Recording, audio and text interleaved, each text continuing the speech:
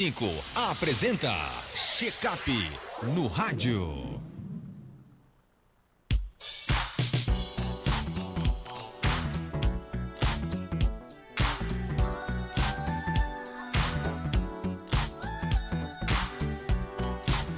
Olha, check-up no rádio, estamos aqui recebendo hoje o Dr. Everson Damasceno, médico psiquiatra, para falar sobre um tema que com certeza vai chamar a sua atenção, que é um tema crucial para a saúde mental, que é a depressão, né? Ele vai compartilhar conosco conhecimento sobre esse transtorno que afeta milhões de pessoas em todo o mundo. Dr. Everson, seja bem-vindo aqui ao nosso Panorama 95. Bom dia. Bom dia, Marcos. Bom dia a todos que estão ouvindo aí o programa. É sempre um prazer estar participando aí junto com você e tirando as dúvidas do pessoal. Quais são os sintomas mais comuns da depressão e como diferenciar entre uma tristeza passageira e um quadro clínico?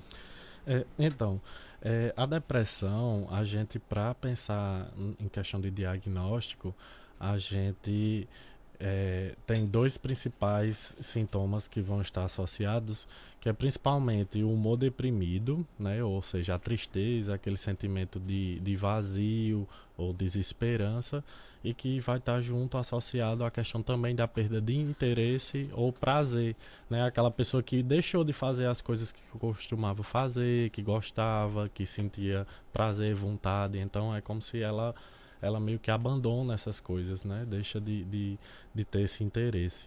Junto a isso, a gente tem outros sintomas que podem estar presentes também, que a gente vê a questão do peso, que pode acontecer aumento ou perda de peso. Isso é variável, porque vai ter pessoas que vai ter um apetite mais aumentado quando está mais deprimido, outras vão estar com o apetite diminuído. O sono também, vai ter gente que vai ter uma insônia, que é às vezes mais comum, né? Perturbações na qualidade do sono, ou muitas vezes uma hipersonia, aquela pessoa que vai estar sem energia, né? E muitas vezes passa o dia deitado, tira muitos cochilos durante o dia, né? Então é uma pessoa que vai ter essa questão da dificuldade até mesmo do funcionamento, né? Ela não vai conseguir mais trabalhar como vinha trabalhando ou desempenhar as atividades como antes. Além disso, a gente vê sentimento de inutilidade ou de culpa excessiva, né? Fadiga, perda de energia também, que é comum de acontecer, né? Nesses casos, as pessoas, elas relatam mesmo como se fosse um cansaço físico, né? Como se estivesse esgotada. Além disso, a gente também vê a questão de pensamentos recorrentes de morte, que é até um dos sintomas que é muito... que nos chama bastante atenção, assim, que é quando a gente vê que o quadro, o caso, vai exigir uma atenção especial, uma abordagem mais urgente, né, uma intervenção profissional, para que a gente busque essa melhora mais rápido, assim, e de maneira mais efetiva. Porque nesse caso, quando vai ter esses pensamentos recorrentes de mortes associados, é porque o quadro já está bem grave, assim, do ponto de vista de evolução, né? E além disso, a gente vê também questão de dificuldade de concentração, aquela pessoa que não vai conseguir mais prestar atenção direito nas coisas, né? E também vai ter um pouco da indecisão, né? Para ela vai meio que tanto faz como tanto fez, né? Tipo, como eu digo, vai perder o prazer nas coisas, então não vai ter mais aquela capacidade toda de decidir como antes. Para ela pode estar de um jeito como pode estar de outro, né? E de certa forma tem uma lentificação, né? A pessoa fica mais, a gente chama anérgica, né? Anérgica é meio que sem energia, né? Então ela vai ser mais lentificada para fazer as coisas no dia a dia. Se for uma dona de casa, vai lidar com mais dificuldade os afazeres domésticos, né? Vai ter aquela resistência, assim, de muitas vezes se levantar da cama, de estar disposta mesmo. E esses são os principais sinais? Isso são os principais sinais, eles não precisam necessariamente estarem todos presentes. Como eu falei, os dois principais é a questão do humor deprimido ou que tem que estar presente também, ou não, a perda de interesse ou prazer nas coisas. São os principais, assim. E esses outros que eu falei, acaba que são os sintomas complementares, que eles fazem parte do diagnóstico também. Doutor Everson, muitas pessoas evitam falar sobre esse assunto, né? Sim. Ainda é um tabu, né? Mas como é que familiares e amigos podem apoiar alguém que está enfrentando a depressão? Quais são as melhores práticas para oferecer ajuda sem ser invasivo? Entendi. Veja bem, hoje em dia eu percebo muito que tem alguns pacientes que chegam no consultório e eles acabam muitas vezes nomeando as queixas deles como se fosse uma ansiedade, porque muitas vezes é até mais preferível que passe essa impressão de que é uma ansiedade do que aceitar que seja um quadro depressivo, né? Ainda tem muito esses rótulos, essa questão em volta da depressão, como se fosse uma doença que muitas vezes parece distante, mas hoje em dia a gente vê que, dependendo das condições, dos contextos de vida, são situações que podem acabar acometendo qualquer um, a depender, claro, dessa vulnerabilidade pessoal, claro, também, e além disso também a questão de estar envolvido nesses estressores, em questões de desajustes no contexto de vida mesmo. Então, o que é que acontece? A depressão, ela vai acabar se instalando, a gente vê, acima de 2 semanas, né? Então, a gente meio que já considera um quadro depressivo quando esses sintomas vão estar presentes em quase todos os dias, né? Acima de 2 semanas, que a gente já considera um quadro. E, claro, a gente vai ter que ver a questão do prejuízo funcional, né, uma diminuição na qualidade de vida. Então aquela pessoa, como eu falei, que não vai estar mais exercendo suas atividades profissionais com aquele mesmo empenho, porque aí vai estar sentindo falta de energia, falta de interesse, de prazer, falta de vontade, né? Então, o que acontece nesse contexto? Os familiares, as pessoas próximas, elas têm que estar atentas a essa situação, porque o quadro, ele necessariamente vai ser possível perceber uma mudança na performance, uma mudança no comportamento da pessoa em relação a antes. Era uma pessoa que, né, as pessoas a viam como antes muito feliz, né, muito empenhada, e que depois mudou, né, uma pessoa que ficou mais reservada, ficou mais triste, né? Então eu acho que é muito de não reforçar, assim, de não promover a acomodação, porque aí o que é que acontece? A pessoa fica mais retraída, fica mais dentro do quarto, não quer sair, não quer socializar, não quer participar dos momentos de lazer, e isso acaba sendo prejudicial para ela mesma, porque o que acontece? A depressão, como é um quadro que está envolvido nessa questão da vontade, né, que no caso vai ter essa perda de vontade, essa perda de interesse, quanto menos a pessoa for estimulada a ter emoções positivas, mais o quadro vai piorar. Então, às vezes eu entendo, assim, vai ter situações em que a pessoa vai se sentir angustiada e preferiria, por exemplo, estar em casa é melhor do que sair. Para ela, às vezes, é isso, porque parece ser um pouco mais possível. Só que o que acontece? Esse comportamento acaba piorando o quadro pela questão de não estar cultivando emoções positivas, tendo momentos de lazer. Então, os familiares podem ajudar de certa forma, tentando não reforçar esse comportamento, de intensificar ainda mais o quadro, né? De a pessoa ficar mais reclusa, mais isolada. Não, deixe ela lá no quarto. Então acaba que isso compromete ainda mais e às vezes pode agravar mais o quadro depressivo. Alguns julgamentos, por exemplo, isso é falta de Deus, isso é falta de religião, isso é besteira. Isso prejudica mais ainda, por exemplo, para quem já sofre a dor da depressão? Sim, com certeza. Como eu até falei na semana passada, é porque, de maneira geral, os adoecimentos mentais, eles não são visíveis, né, aos olhos das outras pessoas. Então, o sofrimento, ele acaba que não é quantificado porque ele não é visível. Então, isso pode acabar fazendo com que a pessoa se sinta desvalidada mesmo. o sofrimento que ela sente é real, né? E é uma coisa muito presente e, como eu falei, gera comprometimento, gera prejuízo no dia a dia. Então, você chegar com essas concepções acaba fazendo com que a pessoa ela vá mesmo acabar atribuindo também um certo valor a essa opinião, né? Como, por exemplo, eu falei que um dos sintomas é o sentimento de culpa excessivo, o sentimento de inutilidade, né? Então, você acabar reforçando essas questões assim, como se fosse, né, desvalidando o sofrimento, acaba que prejudicando de certa forma o entendimento. A pessoa não vai se sentir acolhida, né? Que eu acho que é o principal, é o acolhimento, é saber escutar, né?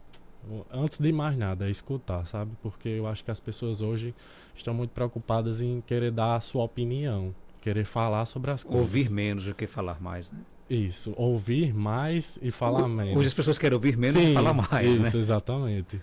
E eu acho que a escuta é o crucial, porque só o fato da pessoa com depressão, ela ter esse momento, ter esse espaço para desabafar, já vai fazer com que o sofrimento dela seja um pouco aliviado.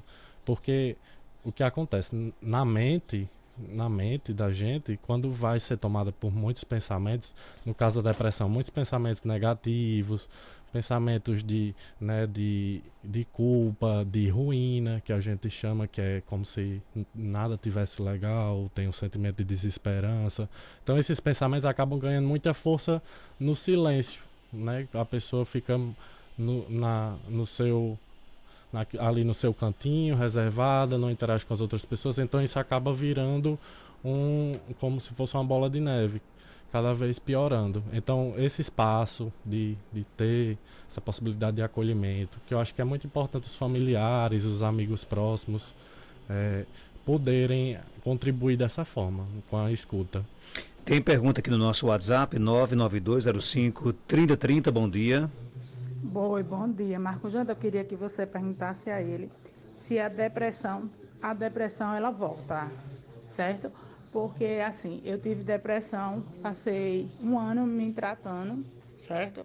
Aí, depois eu fiz o desmame dos remédios sozinha, com a força de Deus, e consegui. Logo após, engravidei e agora não tomo mais. Às vezes sinto uma agonia muito grande no meu coração, acelero. Mas aí também não tomo remédio.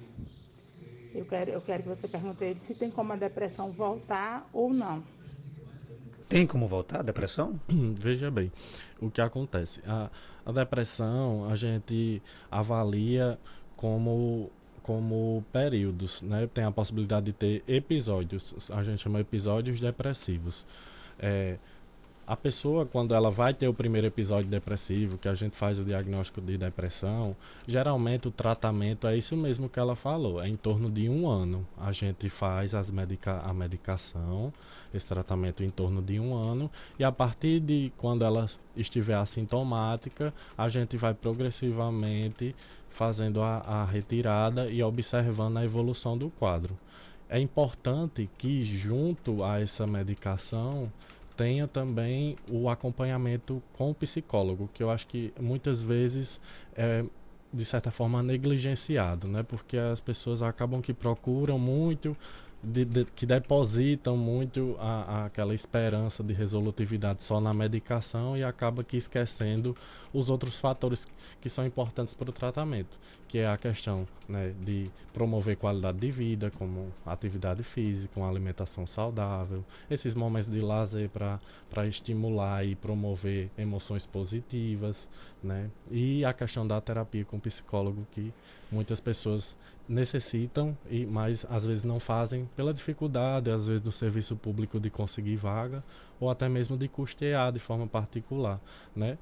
No caso dela, o questionamento é se pode acontecer a recidiva, a recorrência do quadro. E sim, é comum às vezes acontecer isso. Para as pessoas que têm um primeiro episódio, é comum, dependendo, claro, das condições, né? Condições pessoais, de vulnerabilidade, né, genética, e também junto a isso a questão do contexto social, né? Por exemplo, se tiver um contexto social mais conturbado, dificuldades econômicas, né, relações familiares conflituosas. Isso faz com que o quadro possa recidivar sim, porque nesse caso o tratamento já foi concluído, suspenso, né, e a pessoa, claro, vai estar exposta a esses fatores constantemente. Tem mais perguntas? Bom dia. Bom dia. Olha, eu moro aqui na Nova Caicó, sou Maria Rita. Eu tomo remédio para ansiedade. Tem dia eu vou, assim, eu me acordo, assim, tipo um cansaço, a hora que eu estivesse muito cansada. E já passa muita coisa ruim na minha cabeça. Tem dia que eu não quero sair para canto nenhum. Se eu pudesse, eu ficava dentro de casa. Tem dia que eu não suporto o povo. Eu queria saber o que é. E aí, doutor Everson? Pronto, aí ilustrou bem direitinho o que a gente estava conversando. Tem pessoas que preferem chamar o quadro de ansiedade do que assumir que seja um quadro depressivo. Eu acho que talvez por essa questão do preconceito, do impacto, e eu acho que está muito associado a esses julgamentos, né? Como a gente falou, de gente falar que é falta de Deus, que a pessoa não tem esperança na vida. Só que o que acontece? A depressão, ela hoje sabe-se que é uma doença que não é só uma questão de mente, é de corpo também. A gente sabe que é uma doença inflamatória que vai estar envolvida de diferentes contextos, numa questão multifatorial. Então a gente sabe hoje que não é só uma questão emocional, é uma questão sistêmica também. Então vai estar associado aí a um estado inflamatório onde o corpo vai estar nessa situação. Então, o que acontece nesse caso da ouvinte, né? A ansiedade, ela gera uma confusão assim na mente das pessoas, né? Eu acho que de maneira geral, alguns temas na psiquiatria geram uma determinada confusão assim quanto à questão de nomear, né? De entender um pouco sobre o diagnóstico, de usar alguns termos de maneira inapropriada.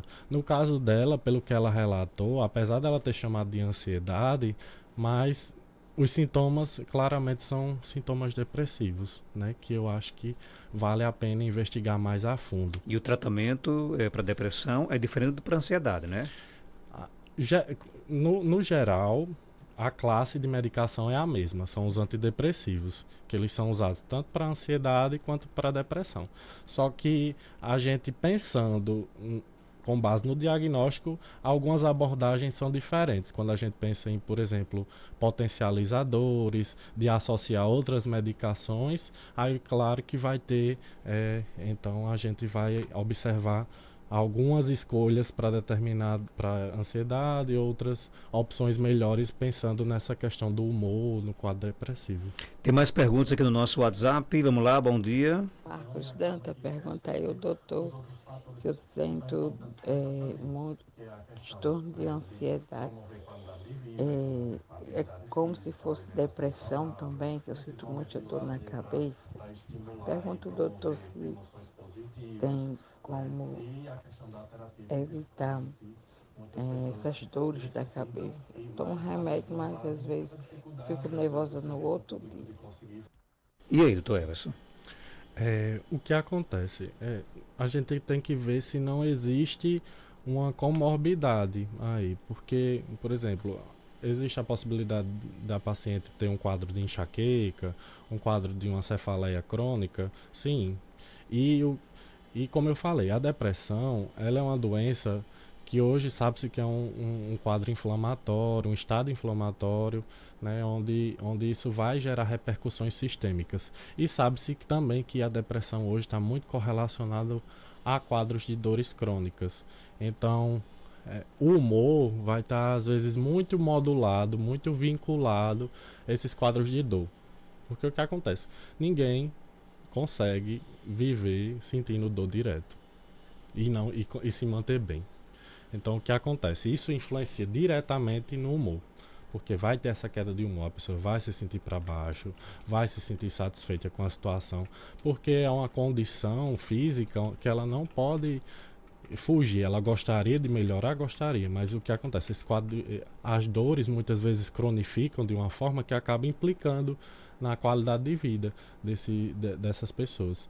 Então, acredito que talvez tenha influência em relação ao quadro depressivo, porque o próprio quadro depressivo está associado a também questões de dores, seja cefaleia, dores no corpo, como também a possibilidade de estar coexistindo aí alguma outra doença, né? Que a gente vê quadros de dores crônicas, como por exemplo a fibromialgia. Sabe-se que a fibromialgia é muito correlacionada com episódios depressivos, porque aí, como eu falei, a pessoa convive com esses quadros de dores que muitas vezes são incapacitantes. Tem mais ouvinte aqui com a gente no nosso WhatsApp. Bom dia. Bom dia, doutor. Se eu escutar uma música, isso é começo de depressão? Se eu escutar uma música e eu cantar, já me dá vontade de chorar. Se eu escutar uma mensagem no Instagram e dá vontade de chorar, e se eu ler alguma mensagem, do nada me dá vontade de chorar. E às vezes eu tô na pia lavando prato, do nada também me dá aquela vontade grande de chorar. Isso é começo de depressão? E aí, é começo de depressão? Então, por si só, a tristeza não significa uma depressão, porque a tristeza é um sentimento humano, então assim, todo mundo pode se emocionar, seja de maneira positiva, ou seja de maneira mais negativa em relação a alguma coisa, né? E de isso gerar esse sentimento de tristeza, ou até mesmo a gente pensando numa questão de uma sensibilidade emocional, né? De a pessoa fazer com que aquela música, aquela mensagem seja como um gatilho para despertar emoções. E a tristeza é uma delas.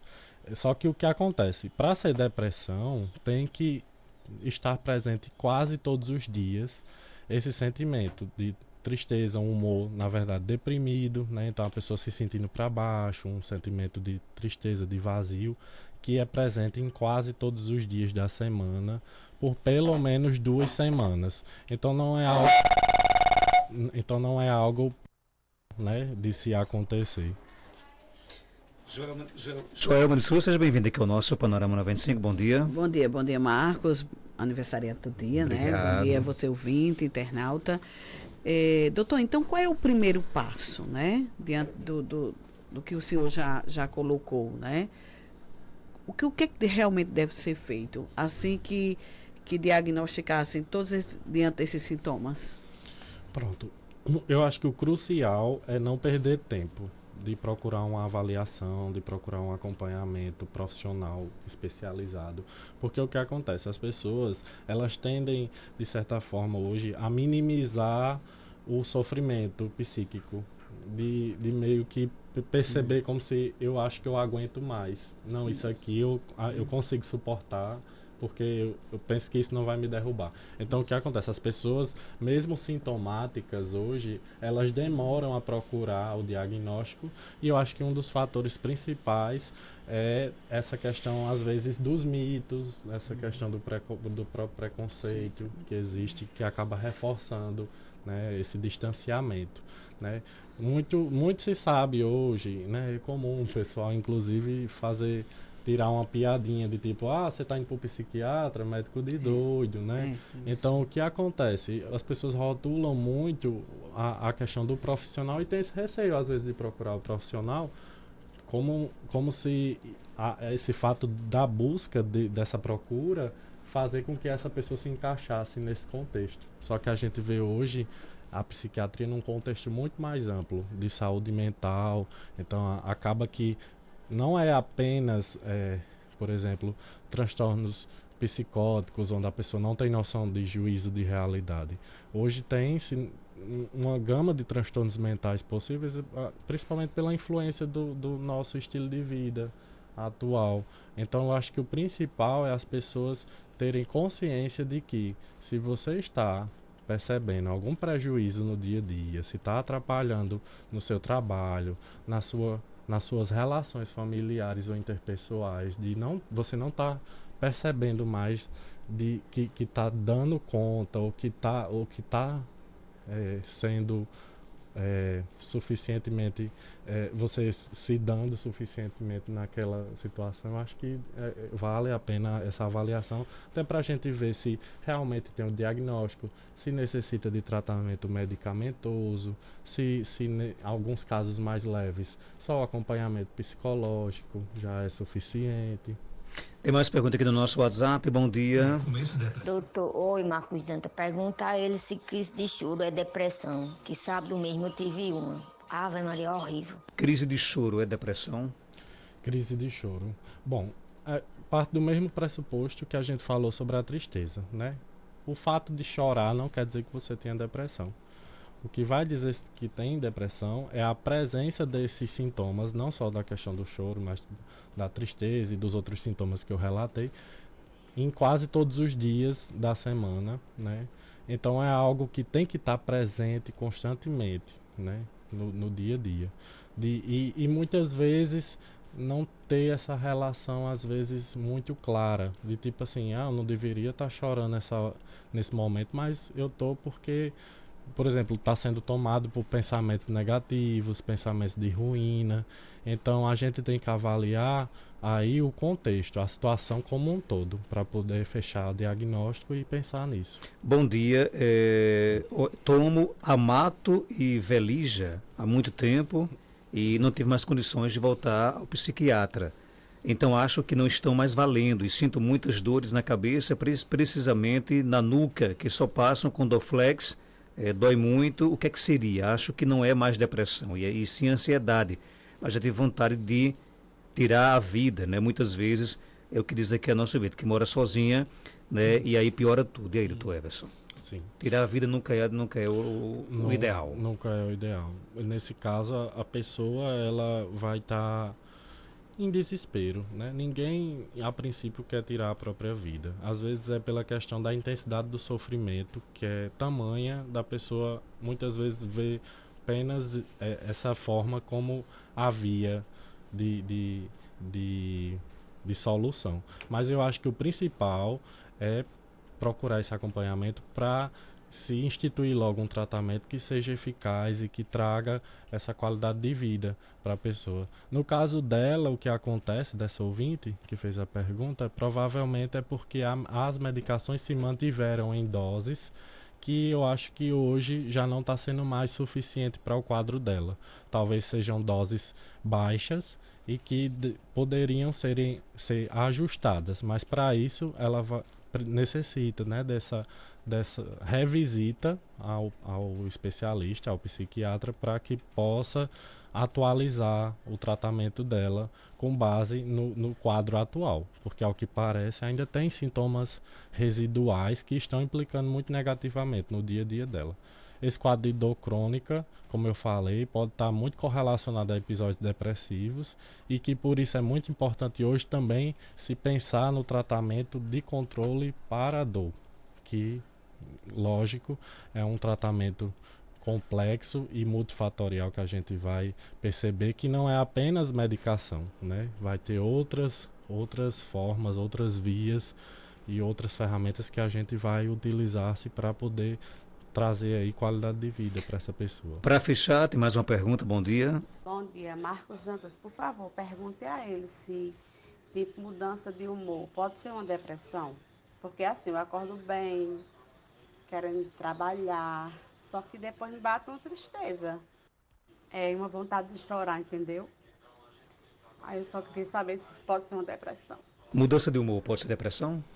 Mudança de humor pode ser um dos sintomas, a gente chama mais de instabilidade do humor, que nesse caso tem essas oscilações possíveis. Hoje a gente sabe que, pensando no humor, né, como uma corda de um violão, né, ela pode fazer as ondas tanto para cima quanto para baixo.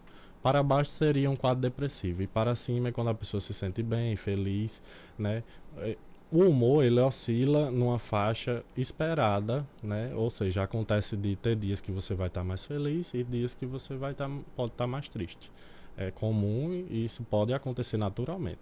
Só que o problema da depressão é quando esse humor vai muito para baixo, além da tristeza, né? E está presente em quase todos os dias.